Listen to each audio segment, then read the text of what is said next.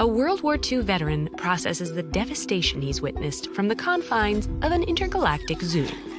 As an estranged parent and child meet at a fraught family reunion, a little girl mumbles, "How do you do?" from behind a dirty curtain. After the death of his best friend, a lonely king travels to the end of the world in search for answers and walks into a bar.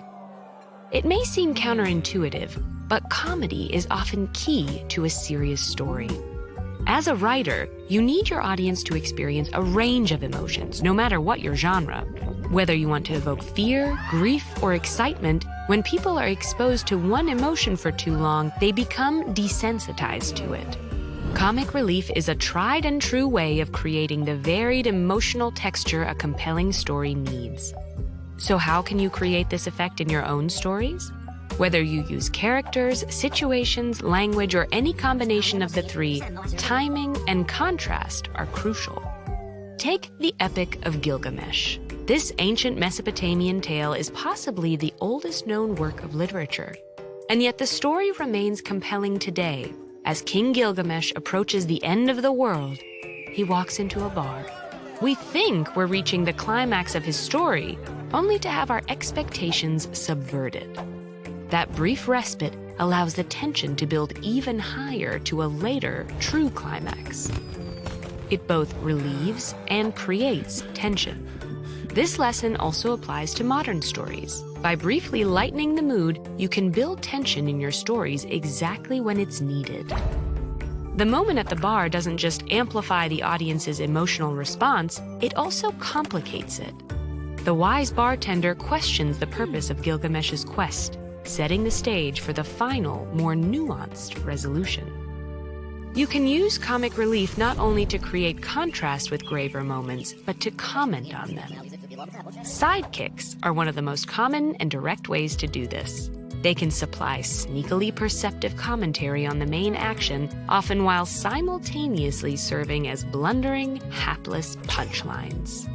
Kurt Vonnegut's Slaughterhouse-Five takes a different approach. The story continuously alternates between horrific war scenes and wacky science fiction moments. These scenes provide comic relief, but also open a dialogue about what's usually unspeakable, highlighting the arbitrary nature of human suffering in a way that makes it more impactful. Arundhati Roy's The God of Small Things takes yet another approach to comic relief. The narrative style draws upon the perspective of children to infuse a tragic story with poignant humor.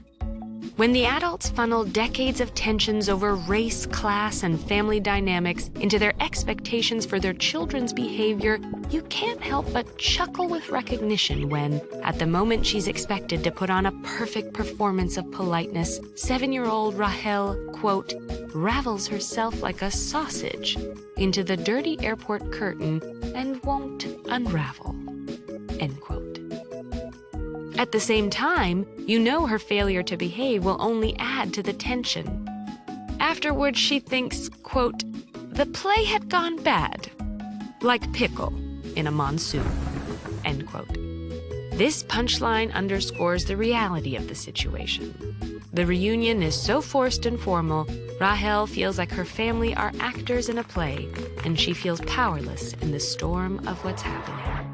To make the most of comic relief, think not only about what moment in your story would most benefit from a splash of contrasting emotion, but also what message you'd like to convey that you can't say directly. Which of your readers' assumptions would you like to call into question?